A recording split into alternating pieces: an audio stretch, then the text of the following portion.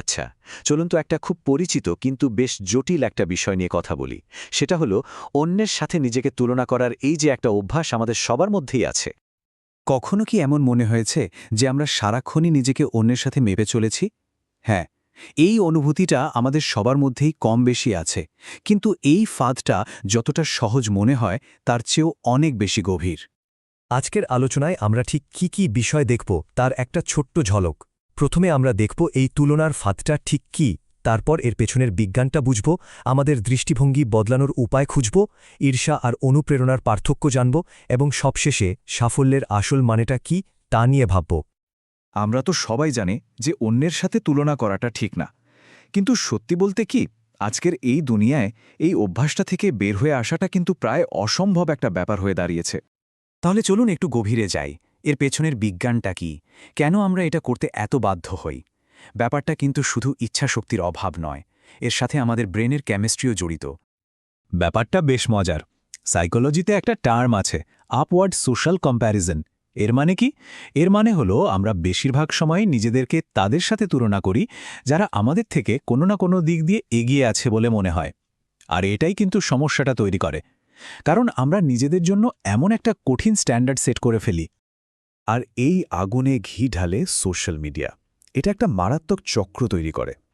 ধরুন, আমরা অন্যদের সাফল্য দেখি, এরপর লাইক আর কমেন্ট থেকে আমাদের ব্রেনে একটা ছোট্ট ডোপামিন হ্রাস হয়, আর ঠিক এই ভালো লাগাটা পাওয়ার জন্য আমরা বারবার তুলনা করার এই খেলায় ফিরে আসি। এটা অনেকটা নেশার মতো হয়ে যায়। তো প্রশ্ন হল, এর থেকে বের হওয়ার উপায় কি? এর সবচেয়ে শক্তিশালী সমাধান হল আমাদের দৃষ্টিভঙ্গিতে একটা বড় পরিবর্তন আনা। এখানে মূল আইডিয়াটা খুব পরিষ্কারভাবে তুলে ধরা হয়েছে। একদিকে আছে সোশ্যাল কম্প্যারিজন, মানে অন্যের সাথে নিজেকে মাপা, যেখানে ফোকাস থাকে আমি কেন ওদের মতো নই।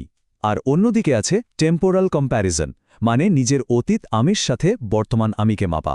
এখানে ফোকাসটা বদলে গিয়ে হয়, আমি কি গত মাসের আমির চেয়ে আজকে একটু ভালো? চলুন একটা উদাহরণ দিয়ে ব্যাপারটা বুঝি।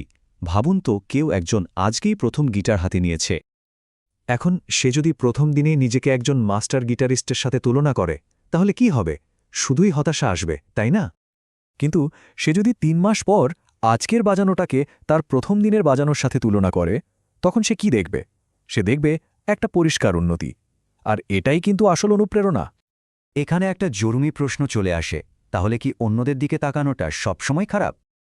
না, সবসময় খারাপ নয়। আসল পার্থক্যটা গড়ে দেয় আমাদের মানসিকতা। দেখুন, যখন আমরা ভাবি ওদের কাছে ওটা আছে, আমার কাছে কেন নেই, তখন সেটা হয়ে যায় ঈর্ষা, যা আমাদের ডিমোটিভেট করে, তিক্ততা বাড়ায়। কিন্তু যখন আমাদের ভাবনাটা হয়, বাহ, ওরা যদি এটা অর্জন করতে পারে, তাহলে আমিও তো চেষ্টা করে নিজেকে আরও উন্নত করতে পারি, তখন সেটাই হয়ে যায় অনুপ্রেরণা, যা আমাদের নতুন লক্ষ্য ঠিক করতে সাহায্য করে। দৃষ্টিভঙ্গির এই ছোট্ট একটা পরিবর্তন কিন্তু সাফল্যের পুরো সংজ্ঞাটাই আমাদের জন্য বদলে দিতে পারে। আসল সাফল্য কিন্তু সোশ্যাল মিডিয়ার লাইক বা কে কি বলল তার উপর নির্ভর করে না।